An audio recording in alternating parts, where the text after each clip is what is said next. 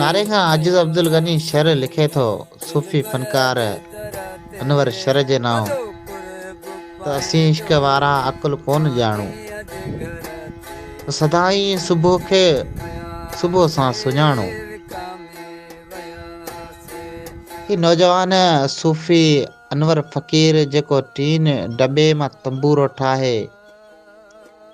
झर झंग में ॻाइण लॻो। तंबूरो वॼाए रूह खे रिझाए पियो ऐं ॿोली हक़ जी ॿुधाए पियो। लख इज़त आहे अहिड़नि फ़क़ीरनि जी आजिज़ चए अंदर मझां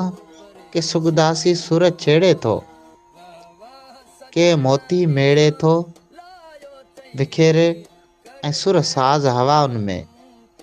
इश्क जा आवाज़ हवाउनि में अहिड़नि फ़क़ीरनि जी वाहिर कयो जिन जे लाइ मुर्शिद लतीफ़ चयो आहे त तंद बराबर तोरियां सो सिरन पाए न उतल ओॾां थिए केॾा ॿीजल बुराई। ही सखणो हॾ आहे सर में सॼण नाहे के सुग साह कयो तम सुग साह कयो तम सुग साह कयो तम सुग साह कयो तम ददयर शमोलात व्यायो ददयर शमोलात व्यायो सूफी सादे कुरान जायो। पाण सभु पंहिंजे वसाहर सूफ़ी अनवर फ़कीर जी मदद कंदासीं त हिकु मोहबतनि जो जहान जुड़ी पवंदो हिकु प्यार जो पेचरो ठही पवंदो हिकु ज़ंजीर जुड़ी पवंदी। सूफ़ी अनवर फ़कीर जी को बि दोस्त मदद करणु चाहे त संदसि वालिद साहिब जो नंबर ही आहे 0302 3231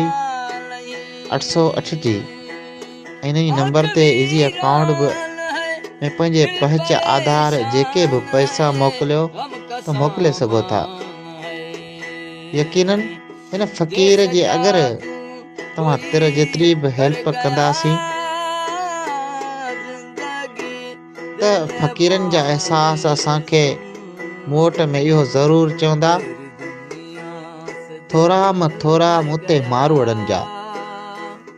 थर में वारी थोरड़ी तिहां घणेरा भलायूं ऐं भेरा ऐं घणे ॻणींदसि केतिरा।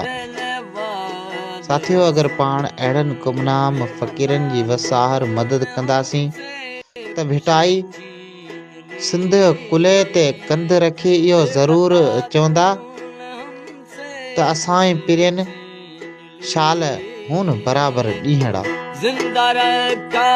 मगर जिंदगी छीन ली